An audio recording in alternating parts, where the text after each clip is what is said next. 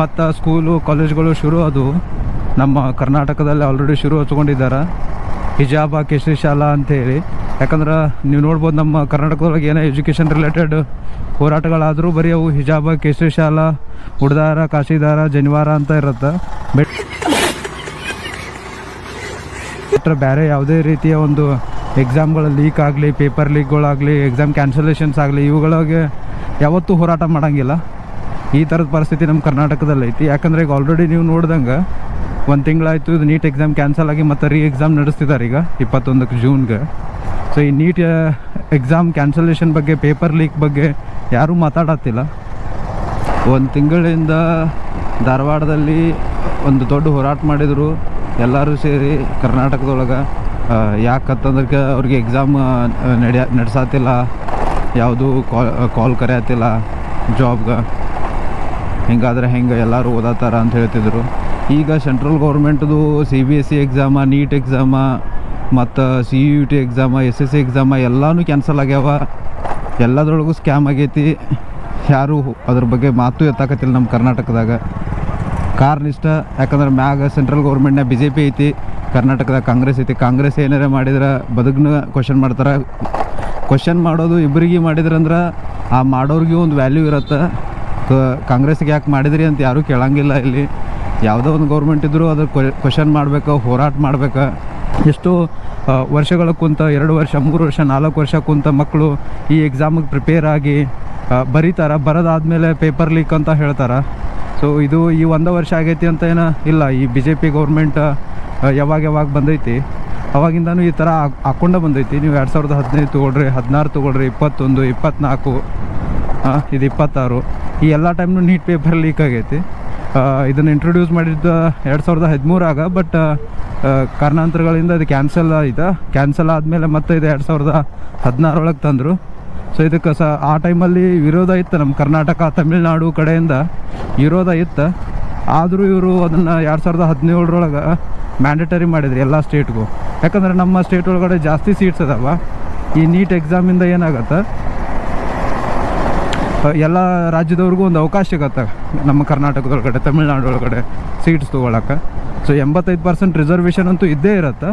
But 15% ಮೇಲ್ಗಡೆದು ಏನೈತಿ ಅದು ಅವರಿಗೆ ಹೆಲ್ಪ್ ಆಗುತ್ತೆ ಬೇರೆ ರಾಜ್ಯದವ್ರಿಗೆ ಸೀಟ್ಸ್ ತೊಗೊಳಕ್ಕೆ. ನಾನು ನೋಡಿದೆ ನಮ್ಮ ರಾಜ್ಯದವ್ರು ಬೇರೆ ಕಡೆ ಹೋಗೋದು ಚಾನ್ಸೇ ಇಲ್ಲ. ಬಟ್ ಬೇರೆ ರಾಜ್ಯದವ್ರು ನಮ್ಮ ಹತ್ರ ಬರ್ತಾರೆ. ಸೊ ಏಮ್ಸ್ಗಳ ಏನಿದಾವ, ಏಮ್ಸ್ಗಳಿಗೋಸ್ಕರ ಇದು ಒಂದು ಎಕ್ಸಾಮ್ ಇತ್ತು ಮುಂಚೆ, AIPMT ಅಂತ, ಕಾಂಗ್ರೆಸ್ ಗೌರ್ಮೆಂಟ್ ಟೈಮಲ್ಲಿ. ಸೊ ಏಮ್ಸ್ನ ಓಪನ್ ಮಾಡಿದ್ದು ಜವಾಹರ್ಲಾಲ್ ನೆಹರು ಅವರು. ರೆಪ್ಯೂಟೆಡ್ ಇನ್ಸ್ಟಿಟ್ಯೂಟ್ ಇವು, ಏಮ್ಸ್ ಆಗಲಿ, IIT ಆಗಲಿ, ಇವುಗಳಿಗೋಸ್ಕರ JEE ನೀಟ್ ಅಂತ ಎಕ್ಸಾಮ್ಸ್ ಮಾಡ್ತಾರೆ. JEEನಲ್ಲಿ ಯಾವುದೇ ರೀತಿಯ ಲೂಪೋಲ್ಸ್ಗಳಿಲ್ಲ. ಬಟ್ ನೀಟಲ್ಲಿ ಆಗತ್ತೆ. ಯಾಕಂದ್ರೆ ಸೀಟ್ ವ್ಯಾಲ್ಯೂನ ಜಾಸ್ತಿ ಇರುತ್ತೆ. 1 ಕೋಟಿ 2 ಕೋಟಿ ಸಿಗುತ್ತೆ ಪ್ರೈವೇಟ್ ಸೀಟ್ಸ್ ಆದರೆ ಮೆಡಿಕಲ್ದ. ಸೊ ಅದ್ರ ಬದಲು ಎಕ್ಸಾಮ್ ಥ್ರೂ ಹೋಗೋದು ತುಂಬ ಒಳ್ಳೆಯದು ಅಂಥೇಳಿ ಜಾಸ್ತಿ ಜನ ಬರೀತಾರೆ. ಹೀಗಾಗಿ ಇದ್ರದ್ದು ಪೇಪರ್ ಲೀಕ್ ಆಗತ್ತೆ. ಬಟ್ ಇದನ್ನು ತಡೆಗಟ್ಟೋಕ್ಕೋಸ್ಕರ ಇವರು ನಮ್ಮ ಮಿನಿಸ್ಟ್ರ್ ಏನಿದ್ದಾರೆ ಧರ್ಮೇಂದ್ರ ಪ್ರಧಾನ್ ಅವರು ಯಾವುದೇ ರೀತಿ ಆ್ಯಕ್ಷನ್ಸ್ಗಳು ತೊಗೊಳತ್ತಿಲ್ಲ. ಏನು ಲೂಪೋಲ್ಸ್ಗಳದ ಅದನ್ನು ಅದ್ರ ಬಗ್ಗೆ ಯೋಚನೆ ಮಾಡತ್ತಿಲ್ಲ. ಸೊ ಯಾಕಂದರೆ ಈ ಮುಂಚೆ ನೀವು UPA ಗೌರ್ಮೆಂಟ್ ಇದ್ದಾಗ ಯಾವ ಒಂದು ರೈಲ್ವೆ ಆಕ್ಸಿಡೆಂಟ್ ಆಯ್ತು ಅಂದ್ರೆ ರೈಲ್ವೆ ಮಿನಿಸ್ಟ್ರ್ ರಿಸೈನ್ ಮಾಡ್ತಾಯಿದ್ರು. ನಿತೀಶ್ ಕುಮಾರ್ ಏನಿದ್ರು ಅವರು ರಿಸೈನ್ ಮಾಡಿದರು. ಅಟ್ಯಾಕ್ ಏನಾಯಿತು ಮುಂಬೈ ಅಟ್ಯಾಕ್ ಟೈಮಲ್ಲಿ ಚೀಫ್ ಮಿನಿಸ್ಟ್ರ ಮತ್ತು ನಮ್ಮದು ರಕ್ಷಣಾ ಮಂತ್ರಿ ಅವರೆಲ್ಲರೂ ರಿಸೈನ್ ಮಾಡಿದರು. ಬಟ್ ಈ BJP ಗೌರ್ಮೆಂಟ್ ಒಳಗಡೆ ನೀವು ಈ ಪುಲ್ವಾಮಾ ತೊಗೊಳ್ಳಿ, ಪೆಹಲ್ಗಾಮ್ ತೊಗೊಳ್ಳಿ, ಒಬ್ಬರು ರಿಸೈನ್ ಮಾಡಲಿಲ್ಲ. ಮತ್ತು ಈಗ ಇಷ್ಟು ಪೇಪರ್ ಲೀಕ್ಸ್ ಆಯ್ತು, ಇವರು ರಿಸೈನ್ ಮಾಡ್ತಿಲ್ಲ. ಸೊ ತುಂಬ ಹೋರಾಟಗಳಂತೂ ಗ್ರೌಂಡ್ನಾಗ ಹೋಗಿ ಮಾಡಬೇಕಂದ್ರೆ ಯಾರೂ ಬರ್ತಿಲ್ಲ. ಬಟ್ ಒಂದು ಟೀಮ್ ಮಾತ್ರ ಫುಲ್ ಗ್ರೌಂಡ್ ಒಳಗಡೆ ನಿಂತು ಎಲ್ಲ ರಾಜ್ಯದೊಳಗೂ ಮಾಡಾಕತ್ತೈತಿ. NSUI ಕಡೆಯಿಂದ ಒಂದು ಹೋರಾಟ ಗ್ರೌಂಡ್ ಒಳಗಡೆ ನಡೆಯತೈತಿ. ಈ ಕಾಕ್ರೋಚ್ ಪಾರ್ಟಿ ಅಂತೇಳಿ ಆನ್ಲೈನ್ ಮಾಡ್ತಿದ್ದಾರೆ. ಈಗ 6ನೇ ತಾರೀಕು ಅವರು ಕೂಡ ಕರೆದಿದ್ದಾರೆ ಹೋರಾಟಕ್ಕೆ. ಸೊ ಬರೀ ನೀಟ್ ಅಂತ ಅಷ್ಟೇ ಆಗಿಲ್ಲ. ಈಗ ನೀಟ್ ಒಂದು ಆಗಿತ್ತಂದ್ರೂ ಜನ ಸುಮ್ಮನಿದ್ದಾರೆ ಬಿಡಪ್ಪ ಏನು ಅಂತ ಅನ್ಬೋದು. ಯಾಕಂದರೆ ಇದು 22 ಲಕ್ಷದ ಮಕ್ಕಳದ ಭವಿಷ್ಯದ ನೀಟ್ ಎಕ್ಸಾಮ. ಅದರೊಳಗಡೆ ಈಗ ಆಲ್ರೆಡಿ 5 ರಿಂದ 6 ಜನ ಸೂಸೈಡ್ ಕೂಡ ಮಾಡ್ಕೊಂಡಾರ. ಇದು ಡೈರೆಕ್ಟ್ ಮರ್ಡರ್ ಅಂತ ಹೇಳ್ಬೋದು ಸಿಸ್ಟಮ್ ಕಡೆಯಿಂದ. ಸೊ ಬರೀ ಇದೊಂದೇ ಎಕ್ಸಾಮ್ ಅಂತಲ್ಲ, ಈಗ ನೀವು CBSE ಎಕ್ಸಾಮ್ ಕಂಡಕ್ಟ್ ಮಾಡೈತಿ ಸೆಂಟ್ರಲ್ ಗೌರ್ಮೆಂಟ್. ಸೊ ಈ CBSE ಎಕ್ಸಾಮ್ ಆದಮೇಲೆ ಅದು ಪೇಪರ್ ಇವ್ಯಾಲ್ಯುವೇಷನ್ ಏನಿರುತ್ತೆ ಅದು ಸರಿಯಾಗಿ ಆಗಿಲ್ಲ ಅಂಥೇಳಿ ಮಕ್ಕಳು ಈಗ ಆಲ್ರೆಡಿ ಸ್ಟಾರ್ಟ್ ಮಾಡಿದ್ದಾರೆ. ಈಗ ನನಗೆ ಮಾರ್ಕ್ಸ್ ಸರಿ ಬಂದಿಲ್ಲ ಅಂಥೇಳಿ ವೇದಾಂತ್ ಅಂತ ಸ್ಟೂಡೆಂಟ್ ರಿವ್ಯಾಲ್ಯುವೇಷನ್ ಅಪ್ಲೈ ಮಾಡೋಕ್ಕೋಸ್ಕರ ಪೇಪರ್ ತರಿಸ್ಕೊಂಡಿದ್ದ. ಅದು ತರಿಸಿದ್ರೆ ಆ ಪೇಪರ್ ಒಳಗಡೆ ಬೇರೆ ಬೇರೆಯವ್ರದ್ದು ಆನ್ಸರ್ಸ್ ಎಲ್ಲ ಇದೆ, ಬೇರೆ ಬೇರೆ ಪೇಪರ್ಸ್ಗಳೆಲ್ಲ ಬರೆದಿರೋರ್ದು ಆ್ಯಡ್ ಆಗಿದೆ. ಅದನ್ನು ನಾವು ಟ್ವೀಟ್ ಕೂಡ ಮಾಡಿದ್ದ, ಅದು ದೊಡ್ಡ ಸೆನ್ಸೇಷನಲ್ ಆಯಿತು ಪೂರಾ ಇಂಡಿಯಾದಾಗ. ಸೊ ಅದಾದಮೇಲೆ ಸಾರ್ಥಕ್ ಅಂತ ಸ್ಟೂಡೆಂಟ ಇದು ಏನೇನು ಪ್ರಾಬ್ಲಮ್ ಆಗೈತಿ, ಇದು ಟೆಂಡರ್ ಹೆಂಗೆ ಕರೆದ್ರು, ಸೊ ಯಾರಿಗೆ ಹೋಯ್ತಿದ್ದು ಅಂಥೇಳಿ ಅವನು ರಿಸರ್ಚ್ ಮಾಡಿ ನೋಡಿದಾಗ, ಓಪನ್ ಮಾಡಿ ಎಲ್ಲ ನೋಡಿದಾಗ ಸೊ ಅದರೊಳಗಡೆ ತಿಳಿದು ಬಂತು. ಸೊ ಇದು ಒಂದು ಕೋಯಮ್ಟ್ ಅಂತೇಳಿ ಕಂಪ್ನಿಗೆ ಟೆಂಡ್ರ್ ಕೊಟ್ಟಿದ್ದಾರೆ. ಸೊ ಈ ಕೋಯಮ್ಟಿಗೆ ಇವರು ಟೆಂಡ್ರ್ ಕೊಡೋಕ್ಕಿಂತ ಮುಂಚೆ ಇವು CBSE ರೂಲ್ಸ್ ಆ್ಯಂಡ್ ಗೈಡ್ಲೈನ್ಸ್ ಏನಿತ್ತು ಅದನ್ನು ಚೇಂಜ್ ಮಾಡಿದ್ದಾರೆ ಅವ್ರಿಗೋಸ್ಕರ. ಯಾಕಂದ್ರೆ ಆ ಕಂಪ್ನಿಗಳು ಇವ್ರಿಗೆ ಚಂದ ಕೊಡತ್ತಾ, ಈ ಚಂದಗಳಿಂದ ಇವರು ತಮ್ಮ ರಾಜಕೀಯ ಇದನ್ನು ಮಾಡ್ಕೋತಾರೆ. ಬಟ್ ಇವ್ರು ಏನು ಮಾಡ್ತಾರೆ, ತಮ್ಮ ಬೆನಿಫಿಟ್ಗೋಸ್ಕರ ಮಕ್ಕಳ ಭವಿಷ್ಯ ಮೇಲೆ ಆಟ ಆಡ್ತಾರೆ. ಈಗ ನೀವು 17 ಲಕ್ಷ ಜನ ಬರೆದಿದ್ದಾರೆ CBSE ಎಕ್ಸಾಮ್, ಯಾರ್ಯಾರ್ದು ಮಾರ್ಕ್ಸ್ ಯಾರ್ಯಾರಿಗೂ ಹೋಗೈತಿ. ಸೊ ಅವರು ಈ ಸತಿ ಒಂದು ರೂಲ್ ತಂದಿದ್ರು, ಆನ್ ಸ್ಕ್ರೀನ್ ಮಾರ್ಕಿಂಗ್ ಅಂತೇಳಿ. ಸೊ ಅದು ಸ್ಕ್ಯಾನ್ ಮಾಡಿಬಿಟ್ಟು ಇವರು ಅದು ಆನ್ಸರ್ಸ್ ಮಾಡೋದಿರತ್ತೆ. ಬಟ್ ಅದು ಸಾಫ್ಟ್ವೇರ್ ನೀಟಾಗಿ ಕೆಲಸ ಮಾಡತ್ತಿಲ್ಲ. ಕೋಯಮ್ಟ್ ಅಂತೇಳಿ ಏನೊಂದು ಕಂಪ್ನಿ ಕೊಟ್ಟಿದ್ರು, ಅದು ಕರೆಕ್ಟಾಗಿ ಕೆಲಸ ಮಾಡತ್ತಿಲ್ಲ. ಇವರು ಫೋಟೋಸ್ ಎಲ್ಲ ನೋಡಿದ್ರೆ ಅದು ಫೋಲ್ಡ್ಸ್ ಎಲ್ಲ ಕಾಣ್ತೈತಿ, ಯಾವ ಸ್ಕ್ಯಾನರ್ ಒಳಗಡೆ ಈ ಥರ ಫೋಲ್ಡ್ಸ್ ಎಲ್ಲ ಬರತ್ತೆ ಅಂಥೇಳಿ ಸ್ಟೂಡೆಂಟ್ಸ್ಗಳು ಕೇಳತ್ತಾರೆ. ಯಾಕಂದರೆ ಅದು ಮೊಬೈಲ್ನಲ್ಲಿ ಹೊಡೆದು ಹಾಕಿರೋ ಥರ ಐತಿ. ಸೊ ಈ ಕೋಯಮ್ಟ್ ಬಂದು ಈ ಮುಂಚೆ ತೆಲಂಗಾಣದೊಳಗಡೆ ಕೂಡ ಇವರು ಎಕ್ಸಾಮ್ ಮಾಡಿದರು. ಈ ಕೋಯಮ್ಟಲ್ಲಿ ಇದರಿಂದ 23 ಜನ ಸತ್ತಿದ್ದಾರೆ ಆಲ್ರೆಡಿ. ಸೊ ಇದ್ರದ್ದು ನೇಮ್ ಚೇಂಜ್ ಮಾಡಿ ಈ ಸತಿ ಇವರು ಇಲ್ಲಿ ಟೆಂಡರ್ ಕೊಟ್ಟಿದ್ದಾರೆ. ಬಟ್ ಏನಾಗೈತಿ, ಮತ್ತು ಅದರಿಂದ ಮಕ್ಕಳ ಭವಿಷ್ಯದಲ್ಲಿ ಆಟ ಆಡಿದಂಗೆ ಆಗೈತಿ. ಈ ನಿಸರ್ಗ ಅಂತೇಳಿ ಒಂದು ಸ್ಟೂಡೆಂಟ್ ವೆಬ್ಸೈಟ್ನ ಹ್ಯಾಕ್ ಮಾಡಿ, ಅಂದರೆ ಎಥಿಕಲ್ ಹ್ಯಾಕರ್ ಅವನ್ನ ನೋಡ್ದ ಏನಾಗಿದೆ ಏನೇನಿಲ್ಲ ಅಂತೇಳಿ ಎಲ್ಲ ಮಕ್ಕಳದು. ಯಾರ್ದಾದ್ರೂ ನಂಬರ್ ಓದು ಯಾರಿಗಾದ್ರೂ ಚೇಂಜ್ ಮಾಡ್ಕೋಬೋದು ಮಾಸ್ಟರ್ ಕೀಯಿಂದ. ಪಾಸ್ವರ್ಡ್ ತೊಗೊಂಡು ಯಾರ್ಯಾರ್ದು ಸ್ಕೋರ್ ಯಾರ್ಯಾರಿಗಾದ್ರೂ ಹ್ಯಾಕ್ ಮಾಡ್ಕೋಬೋದು, ಚೇಂಜ್ ಮಾಡ್ಕೋಬೋದು. ಸೊ ಈ ಥರ ಮಾಡ್ತಿದ್ದಾರೆ. ಬಟ್ ಅಲ್ಲಿ ಈಗ ಆನ್ಸರ್ಸು ಕೂಡ ಅವರು ಕರೆಕ್ಟ್ ಆಗಿಲ್ಲ, ಯಾರ್ಯಾರ್ದು ಕ್ವಶನ್ ಯಾರ್ಯಾರಿಗೋ ಬಂದೈತಿ. ಸೊ ಹೀಗಾಗಿ ತುಂಬ ಮಕ್ಕಳದ ರಿಸಲ್ಟ್ಸ್ ಮೇಲೆ ಎಫೆಕ್ಟ್ ಆಗೈತಿ CBSE. ಸೊ ಈಗ ಈ ಎಲ್ಲ ವಿದ್ಯಾರ್ಥಿಗಳಿಗೂ ಕರ್ಕೊಂಡು ರಾಹುಲ್ ಗಾಂಧಿ ಕೂಡ ಒಂದು ಸೆಷನ್ ಮಾಡಿದ, ನೋಡ್ದ, ಕೇಳ್ದ ಏನೇನು ಪ್ರಾಬ್ಲಮ್ ಆಗೈತಿ ಅಂತ ಹೇಳಿ. ಇದು ಬರೀ ಈಗ ಈ 2 ಎಕ್ಸಾಮ್ಸ್ಗಳೆಲ್ಲ CUET ಅಂತ, ಅದು ಸೆಂಟ್ರಲ್ ಯೂನಿವರ್ಸಿಟಿಗಳ ಎಂಟ್ರೆನ್ಸ್ ಎಕ್ಸಾಮ್ ಅದು. ಸೊ ಅದರಲ್ಲಿ ಕೂಡ ಇವರಿಗೆ ಮಕ್ಕಳಿಗೆ ತುಂಬ ಮೋಸ ಆಗೈತಿ ಅಂತ ಹೇಳ್ಬೋದು. ಆ ಎಕ್ಸಾಮ್ನು ಕೂಡ ಕ್ಯಾನ್ಸಲ್ ಮಾಡಿದ್ರು ಕಂಡಕ್ಟ್ ಮಾಡೋಕ್ಕಿಂತ ಮುಂಚೆ. SSC ಎಕ್ಸಾಮ್ ಕಂಡಕ್ಟ್ ಮಾಡಿದ್ರು, ಅದರಲ್ಲಿ ಕೂಡ ಕಾಪಿಗಳೆಲ್ಲ ನಡೆಯೋದು ನೋಡಿ ಸಿಸ್ಟಮ್ ಫೇಲ್ಯೂರ್ ಆಗೈತಿ ಅಂಥೇಳಿ ಅದನ್ನು ಕೂಡ ಕ್ಯಾನ್ಸಲ್ ಮಾಡಿದ್ರು. ಸೊ ಈ ಕಡೆ ಮಕ್ಕಳಿಗೆ ಜಾಬ್ ತೊಗೊಳ್ಳೋಕ್ಕೂ ಆಗ್ತಿಲ್ಲ, ಸೆಂಟ್ರಲ್ ಯೂನಿವರ್ಸಿಟಿ ಒಳಗಡೆ ಅಡ್ಮಿಷನ್ ತೊಗೊಳಿಕ್ಕಾಗ್ತಿಲ್ಲ, ಮೆಡಿಕಲ್ ಸೀಟ್ಸ್ ಅಲ್ಲಿ ಚೆನ್ನಾಗಿ ಮಾರ್ಕ್ಸ್ ತೆಗೆದ ಗೌರ್ಮೆಂಟ್ ಸೀಟ್ಸ್ ತೊಗೋಬೇಕಂದ್ರೆ ಅದೂ ಆಗ್ತಿಲ್ಲ.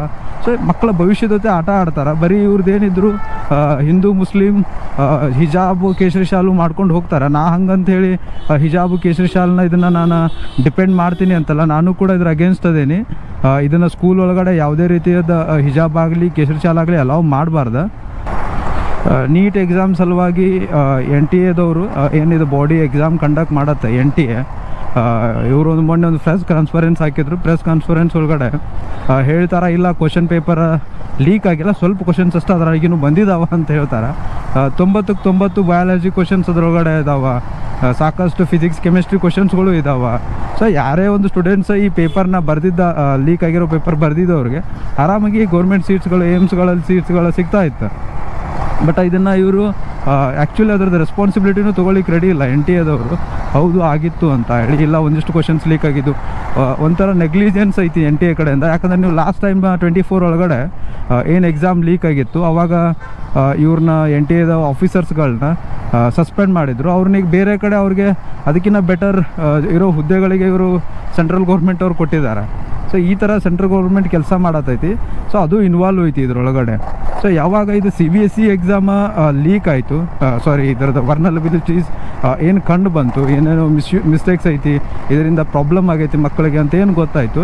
ಸೊ ಆವಾಗ ಇವರು ಏನು ಮಂತ್ರಿ ಇದ್ದಾರೆ, ಮಿನಿಸ್ಟರ್ ಇದ್ದಾರೆ, ಧರ್ಮೇಂದ್ರ ಪ್ರಧಾನ್, ಅವ್ರ ಆಫೀಸಿಗೆ ಬೆಂಕಿ ಬಿದ್ದೈತಿ. ಯಾಕಂದರೆ CBI ತನಿಖೆ ಆಗ್ಲಿಕ್ಕೆ ಸ್ಟಾರ್ಟ್ ಆಯ್ತು ಅದ್ರ ಮೇಲೇನು, ನಡಿಯಿಂದ ನಾವು ಸಿಗ್ತೇವೆ ಅಂಥೇಳಿ ಇವರು ಬೆಂಕಿನ ಹಚ್ಚಿಬಿಟ್ಟಿದ್ದಾರೆ ಆಲ್ರೆಡಿ. ಯಾವಾಗ ಸೆಂಟ್ರಲ್ ಗೌರ್ಮೆಂಟ್ ಫೇಲ್ ಆಗತ್ತೆ, ಸೆಂಟ್ರಲ್ ಗೌರ್ಮೆಂಟದ ನಾಮ ಹೊರಗೆ ಬರತ್ತೆ, ಅವಾಗ ಇವರು ಗೋಧಿ ಮೀಡಿಯಾದವ್ರು ಬರ್ತಾರೆ.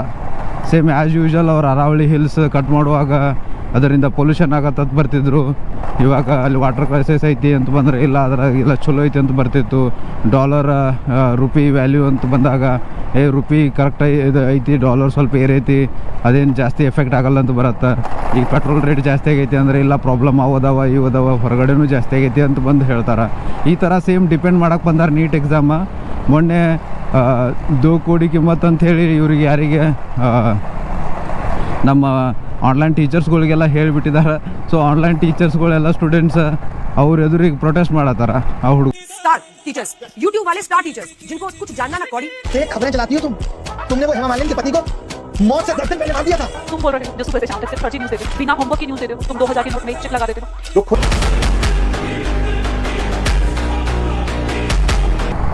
ಸೊ ಈ ಥರದ ಗೌರ್ಮೆಂಟ್ನ ಎಷ್ಟೋ ಜನ ಡಿಪೆಂಡ್ ಮಾಡ್ತಾರೆ. ಇಲ್ಲ ಕೆಲವೊಂದಿಷ್ಟು ನಾವು ಡಿಪೆಂಡು ಮಾಡಬೇಕಾಗತ್ತೆ ಅದು ಕರೆಕ್ಟಾಗಿ ಇದ್ದಾಗ. ಬಟ್ ಈ ಥರ ಕೆಟ್ಟ ಕೆಲಸಗಳಾದಾಗ ಗೌರ್ಮೆಂಟ್ನ ಕ್ವೆಶನ್ ಮಾಡೋದು ಇರುತ್ತೆ. ಯಾಕಂದರೆ ಒಬ್ಬರು ಮಕ್ಕಳು ಮಾತ್ರ ಇಲ್ಲಿ ಕಲಿಯಲ್ಲ, ಪ್ರತಿಯೊಬ್ಬರು ಮಕ್ಕಳು ಕಲಿತಿರ್ತಾರೆ. ಈಗ ನೀವು CBSE ಸ್ಕೂಲ್ಗೆ ಎಲ್ಲ ನೀವು BJP ಕಾಂಗ್ರೆಸ್ ಎಲ್ಲ ಗೌರ್ಮೆಂಟ್ ಮಕ್ಕಳು ಎಲ್ಲ ಪಕ್ಷದ ಮಕ್ಕಳು ಇರ್ತಾರೆ. ಅದ್ರ ಜೊತೆಗೆ ಈಗ ನೀವು ನೀಟ್ ಎಕ್ಸಾಮ್ ತೊಗೊಂಡ್ರೆ 22 ಲಕ್ಷ ಜನ ಬರೀ ಕಾಂಗ್ರೆಸ್ದವರ ಮಾತ್ರ ಇರಲ್ಲ, ಎಲ್ಲರೂ ಇರ್ತಾರೆ. ಬಟ್ ಅವ್ರ ಮಕ್ಕಳ ಮೇಲೆ ಇದು ಭವಿಷ್ಯದ ಮೇಲೆ ಎಫೆಕ್ಟ್ ಆಗತೈತಿ ಅಂದ್ರೂ ಇವರು ಸುಮ್ಮನೆ ಇರ್ತಾರೆ, ಕ್ವೆಶನ್ ಮಾಡಲ್ಲ. इतना साल भर पढ़े कुछ नहीं हुआ, अभी ये सिचुएशन है कि ये सब झेला नहीं जा रहा, लग ही नहीं रहा है कुछ होगा हम लोग का। नहीं रोइए मत, नहीं परेशान मत होइए। नीट के बाद अब CUT में भी यही दिक्कत। हाँ, इतने दूर से एग्जाम देने पता चल रहा है कैंसिल हो गया, यही डर रहता है अंदर कि कुछ हो जाएगा फिर कुछ हो जाएगा। कहाँ से आई है दीदी? मैं यहाँ दुर्गा कुंड हॉस्टल में रहती हूँ। दुर्गा कुंड से यहाँ आई? वो भी अकेले आई? हाँ तो डर लग रहा है कि इसमें भी कहीं हाँ कुछ ना कुछ हो जाएगा फिर से वही चीज। ये लोग ये नहीं समझते कितना पढ़ना पड़ता है उस चीज के लिए, कितना ट्रॉमा होता है। एक ही चीज 10 बार पढ़ के इंसान थक चुका है। नीट दिया, नीट में भी वही हुआ, अच्छे मार्क्स आ रहे थे सब खत्म, ठीक है कोई बात नहीं। अब पेरेंट्स को मैं क्या बोलूं, मुझे ड्रॉप लेना है, बिल्कुल कैसे उनको एक्सप्लेन करूंगी? खुद अंदर से फील हो रहा है, फिर अगले साल ये हो गया तो मैं क्या करूंगी? जी। CUT दिया, CUT में भी यहाँ आगे पता चल रहा था, वहाँ पे एक अंकल बात कर रहे थे कि 7 बजे से आए हैं यहाँ पे, अभी तक बच्चों को नहीं छोड़ा। मुझे लगा कोई ऐसे मतलब बच्चा पहले आ गया होगा, फिर यहाँ आगे देख रही हूँ तो एग्जाम अभी डिले हो चुका है। क्या करें हम लोग, मुझे कुछ नहीं समझ में आ रहा है। मेरा ये सिचुएशन है कि मतलब इन सब चीजों से मैं हट जाऊं एकदम।